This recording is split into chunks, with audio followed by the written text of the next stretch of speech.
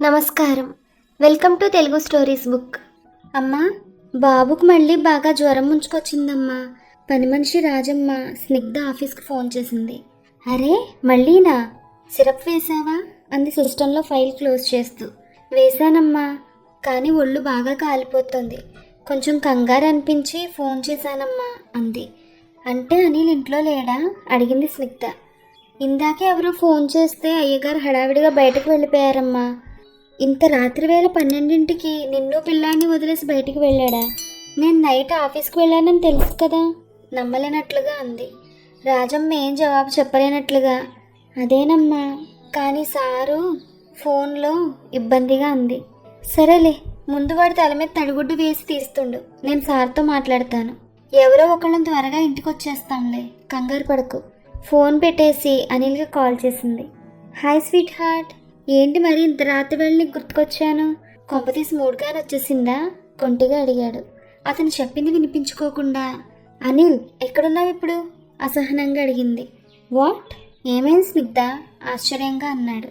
ఏమైందని అంత కూల్గా అడుగుతున్నావా? నువ్వు ఇంట్లో లేవని పబ్లో పార్టీలో ఉన్నావని నాకు తెలియదనుకున్నావా?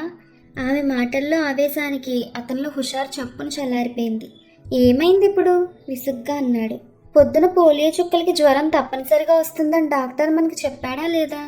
ఇప్పుడు మున్నాకి హై ఫీవర్. అసలు నీకేమైనా వాడి గురించి పడుతుందా? నాకు నైట్ డ్యూటీ అని తెలిసి కూడా నువ్వు జ్వరంలో ఉన్న బాబుని ఇంట్లో అలా వదిలేసి ఇంత అర్ధరాత్రి వేళ రోడ్ల మీద తిరుగుతున్నావా? ఇదేనా తండ్రిగా నీ బాధ్యత?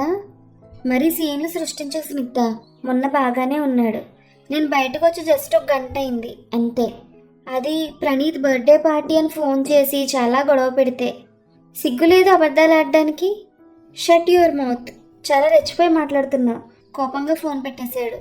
ఆమె అవమానంతో కోపంతో ఉడికిపోయింది.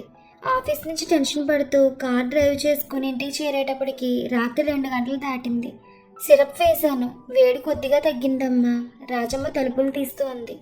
ఓకే అంటూ అలసిపోయిన కళ్ళతో ఆందోళనగా బెడ్రూమ్ తలుపు తీసి లోపలికి చూస్తే అనిల్ మంచం మీద అడ్డంగా పడుకుని నిద్రపోతున్నాడు. అతని గుండెల మీద మున్నా నిద్రపోతున్నాడు. అతని చేతులు బాబుని చుట్టుకుని ఉన్నాయి భద్రంగా. నిశ్శబ్దంగా లోపలికి నడిచి వాడు ఒంటి మీద చేయి వేసి చూసింది. కొద్దిగా వేడిగా ఉంది, కానీ చెమట పడుతోంది, పర్వాలేదులే అని మనసులో అనుకుని రిలీఫ్గా నిట్టూర్చి అలాగే వాళ్ళ పక్కగా ఓ మూల కొదిగి పడుకుంది. వెంటనే నిద్ర పట్టేసింది ఆమెకి. రిషి, అసలు మనుషులు ఇంత అహంకారులకి ఎందుకు అవుతున్నారో నాకు అర్థం కావడం లేదు. క్యాబిన్ డోర్ విసురుగా తీసుకుని లోపలికి వస్తూ అంది స్నిగ్ధ రిషితో. అంత అర్థం కాకపోవడానికే ఉంది, ఆ మనుషుల్లో నువ్వు కూడా ఉన్నావు కదా అన్నాడు రిషి. నేనా? నమ్మలేనట్టుగా కోపంగా అంది. యా, తమాషాగా తలూపుతూ అన్నాడు. నో వే, ఎర్రబడిన ముఖంతో అంది. బదులుగా గట్టిగా నవ్వాడతను. ఆపు రిషి, ఏంటా నవ్వు? అబ్బా, నీ నవ్వుతో నా చిరాకుని ఇంకా పెంచేస్తున్నావు. నేను ఎంత ఫ్రెండ్లీగా ఉంటాను. అసలు నన్ను ఎందుకలా అన్నావో ముందది చెప్పు. చిన్నబోయిన ముఖంతో చూసింది. నేను చెప్తే నువ్వు జీర్ణం చేసుకోలేవులే, కానీ అయినా నువ్వు ఎస్కేపిస్ట్ అని ఎప్పటికీ ఒప్పుకోలేవు. షిట్, కావాలని ఊరికే నన్ను రెచ్చగొట్టకు, నాకు మండిపోతుంది. అందుకే వదిలేయి, కూల్గా మంచినీళ్ళు తాగు. టేబుల్ మీద నీళ్లు చూపిస్తూ అన్నాడు. టాపిక్ డైవర్ట్ చేయకు. నేను ఎస్కేపిస్ట్ అనడానికి ఒక్క కారణం చెప్పు ముందు, తీవ్రంగా అంది. రిలాక్స్ స్నిగ్ధ, నువ్వు నాతో ఇలా మాట్లాడడమే. నీ భర్తతో నీ భావాలు సరిగా పంచుకోలేక, మీ ఇద్దరికీ పడక, నీ ఆఫీస్ కొలీగ్స్తో నీ వ్యక్తిగత విషయాలు చర్చించడమే తాపీగా అన్నాడు. దెబ్బతిన్న పాములా అతని వంక చూసింది. అతను అది ముందే ఊహించినట్లుగా ఆ ముఖం కేసి పరిశీలనగా చూస్తుండిపోయాడు. అరే ఏమైంది? అగ్నిపర్వతం పేలుతూ అలా అలా ఆగిపోయింది ఆశ్చర్యాన్ని నటిస్తూ అన్నాడు. వెయిట్, జస్ట్ వెయిట్ రిషి, నాకు ఇప్పుడు అంతా బాగా క్లియర్గా అర్థమవుతోంది. అనిల్కి పెళ్ళైన కొద్ది సంవత్సరాలకే నేను చాలా బోర్ కొట్టేస్తున్నాను. అంటే మగవాళ్ళకి ఎప్పుడూ చెప్పు చేతుల్లో ఉండే భార్యలు కావాలి. పొద్దున లేవగానే కాఫీ అందివ్వాలి, మంచి భోజనం పెట్టాలి, పైగా ఉద్యోగం చేసి డబ్బులు తేవాలి, పిల్లల్ని తానే బాధ్యతగా చూసుకోవాలి, మగాళ్ళని మట్టు కాలు మీద కాలు వేసి కూర్చొనివ్వాలి. అప్పుడే మేము నచ్చుతాం, అంతేనా?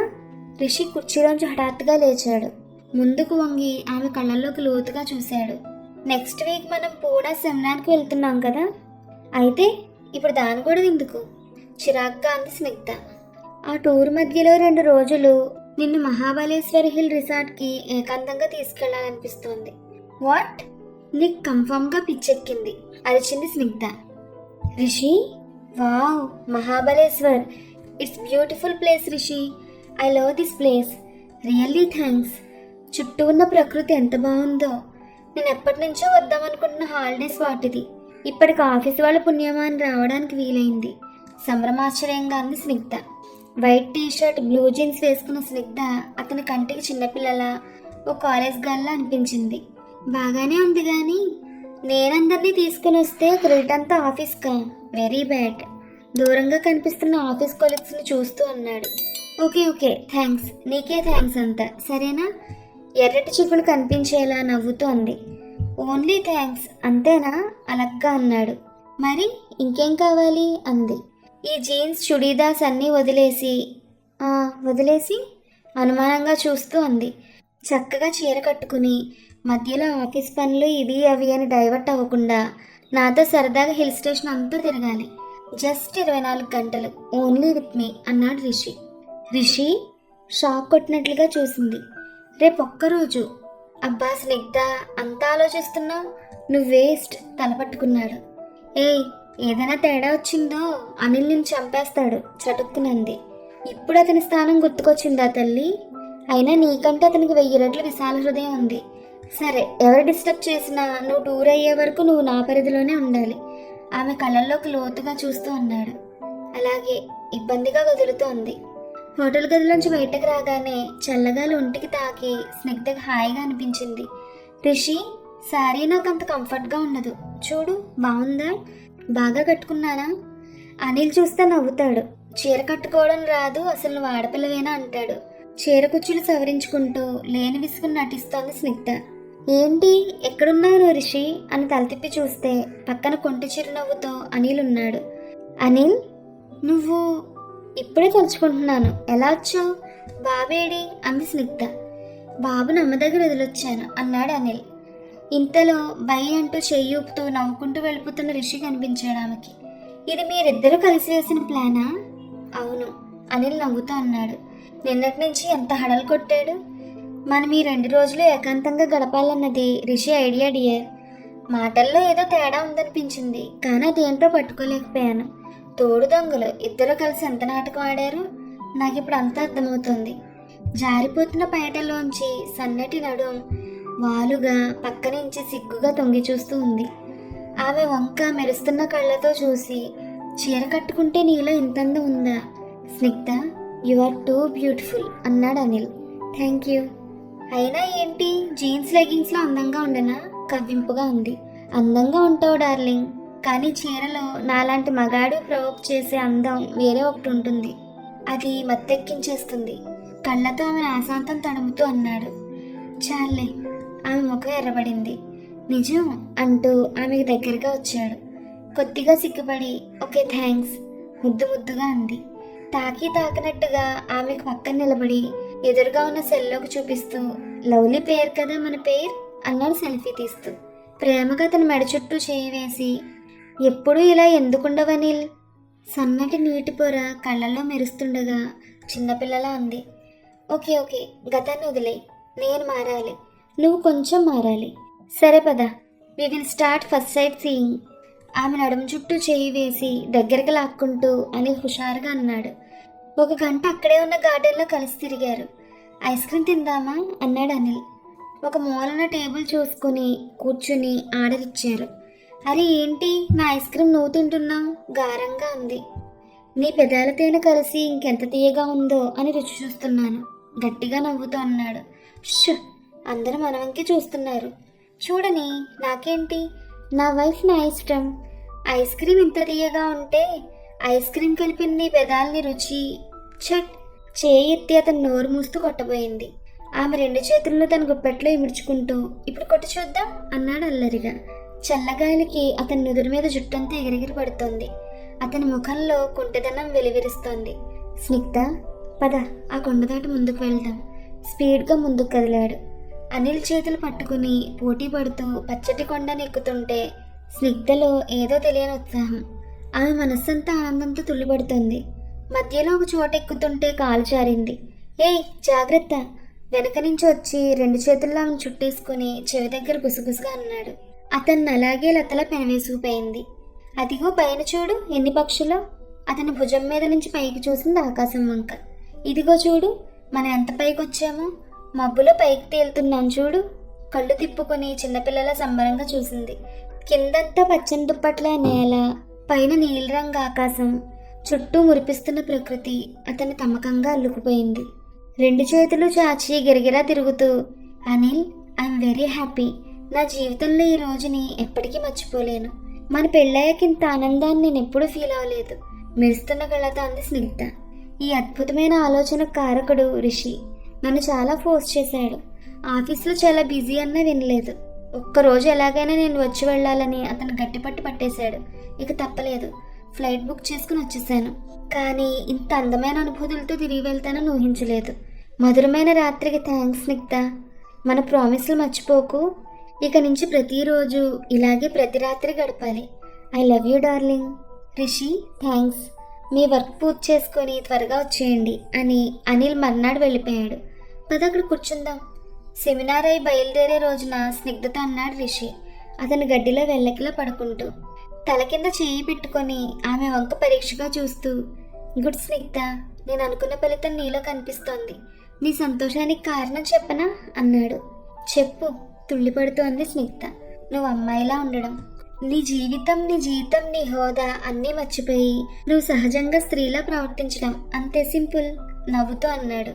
స్వచ్ఛమైన అతని నవ్వు వంక అడ్మైరింగ్గా చూస్తూ, అబ్బా మళ్ళీ మొదలు పెట్టావా రిషి? ఫైనల్గా నువ్వు కూడా హ్యాపీనే కదా అంది. ఎస్, 100%. నేను ఓవర్ చేశాను అనిపించిందా? ఇద్దరిని ఇబ్బంది పెట్టాను అనిపించిందా? గలగలా నవ్వేస్తూ, నిజం చెప్పాలంటే నేను అనిల్తో కలిసిపోయి నేనయ్యాను. అంతా ప్రకృతి మహిమ. మా మధ్య ఉన్న గ్యాప్ హఠాత్తుగా మాయమైంది. ఇక రోజు నీకు థ్యాంక్స్ చెప్తూనే ఉంటాను రిషి అంది స్నిగ్ధ. ఆ అవకాశం నీకు రాదులే అంటే? అతని కళ్ళల్లో గుచ్చుగుచ్చి చూసింది. 2 నెలల క్రితం అప్లై చేశాను చూడు, అదే యుఎస్ ఆఫర్ వచ్చింది. Flying to America.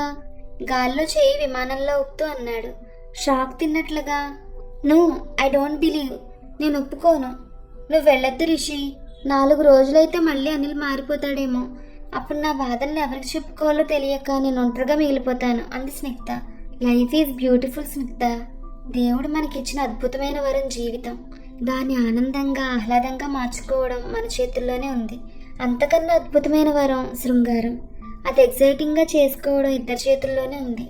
స్నిగ్ధ, ఈ busy life, morning duties, night duties అంటూ నువ్వు అనిల్ చెరువువైపు దూరంగా వెళ్ళిపోతున్నారు. అందుకే ఆ వెలితి లోపల డిప్రెషన్లో మారి చికాకులు కోపాలు బయటపడి నీకు అనిల్కి మధ్య అగాధాన్ని సృష్టిస్తున్నాయి.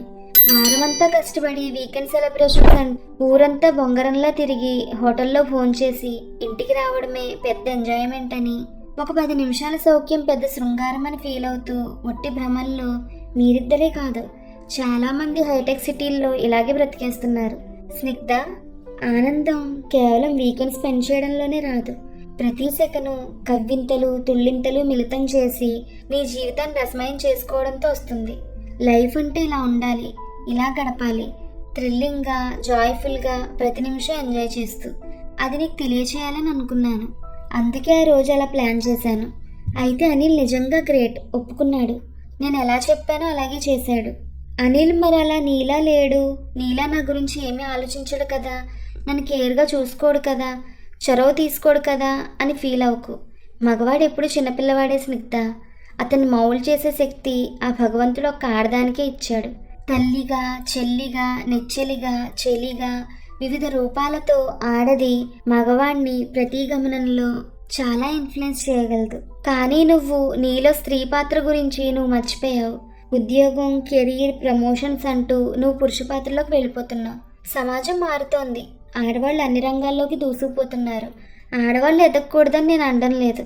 కానీ భగవంతుడు నీకు బేసిక్ రోల్ ఇచ్చిన స్త్రీ పాత్రలోని మాతృత్వం, మమకారాన్ని, పెద్దరికాన్ని, ఇల్లాల్లా నీ బాధ్యతలను విస్మరించకూడదని నా అభిప్రాయం. నువ్వే కాదు, ఈ తరంలోని ప్రతి అమ్మాయి ఆ సన్నని తీగను బ్యాలెన్స్గా దాటాలి. మరి నేను ఉద్యోగం చేసి సమానంగా సంపాదిస్తున్నాను. అనిల్ కూడా స్త్రీ పాత్ర పోషించాలి కదా అని నువ్వు హక్కుగా అడగొచ్చు. కానీ స్త్రీ మారినంత సులువుగా పురుషుడు మారలేడు స్నిగ్ధ. దానికి చాలా తరాలు పడుతుంది. ఎవరు ఒప్పుకున్నా ఒప్పుకోకపోయినా అది వాస్తవం. అయినా నువ్వు రాత్రి డ్యూటీకి వెళ్తే తెల్లవార్లు అనిల్ ఏడాది నుంచి మున్నాను బాధ్యతగా చూసుకుంటూనే ఉన్నాడు కదా, అది ఒక మార్పే కదా స్నిగ్ధ. అతను క్రమంగా ఇంకా మారుతాడు. తిరిగి వెళ్తున్నప్పుడు అనిల్కి కూడా ఇదంతా చెప్పాను స్నిగ్ధ. నిన్ను పువ్వుల్లో పెట్టి చూసుకోమన్నాను. మనసంతా ఇంత ప్రేమను నింపుకున్న అమ్మాయి ఎక్కడా దొరకదని, నువ్వు చాలా అదృష్టవంతుడవని కూడా చెప్పాను. Go ahead Snigdha, make your life very beautiful and romantic. అప్పుడు నా వంటి వాళ్ళ అవసరం నీకు ఎప్పుడూ ఉండదు, ఎప్పటికీ రాకూడదు కూడా. నీ ప్రాణ స్నేహితుడిగా ఇదే నా కోరిక. రిషి అతని మాటలకు చలించిపోతూ కళ్ళల్లో చెమ్మ చేరుతుండగా అతను చేయి పట్టుకుంది.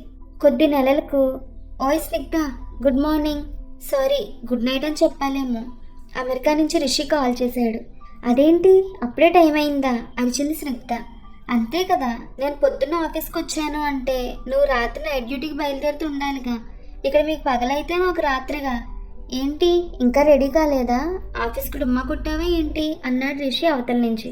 అమ్మో టైం చూడనే లేదు, ఇవాళ చాలా అర్జెంట్ మీటింగ్ కూడా ఉంది. అయినా ఏది ఈ పిల్లాడు నన్ను వదిలిపెడితేగా అంది. ఎందుకు లేట్ అవుతావు ఎప్పుడూను, కాస్త అనిల్కి బాబుని చూసుకోమని చెప్పు. మళ్ళీ ఇంత రాత్రి వేళ కార్ డ్రైవ్ చేసుకుంటూ వెళ్ళాలి నువ్వు. అయ్యో రిషి, ఇక్కడ నన్ను వదలంది ఆ పిల్లవాడు కాదు, ఈ అనిల్ మహానుభావుడే. వెనక నుంచి ముద్దులు చప్పుడు. ఇంకా నయ్యం రిషి, నీకు ఫోన్లో అక్కడ బొమ్మల్లో కనపడడం లేదు, సిగ్గుతో చచ్చిపోదును. అబ్బా వదులు అనిల్. అయ్యో రిషి నిన్ను కాదులే, నువ్వు ఫోన్ పెట్టేసి, నేను ఆఫీస్కి వెళ్ళాక నీకు మళ్ళీ కాల్ చేస్తాను అని అనిల్ కౌగిల్లో కరిగిపోతూ హడావిడిగా ఫోన్ క్లిక్ చేసింది. రిషి పెదాలపై చిరునవ్వు విరిసింది. ఈ కథ మీకు నచ్చితే please like, share and subscribe to our Telugu stories book. Thank you.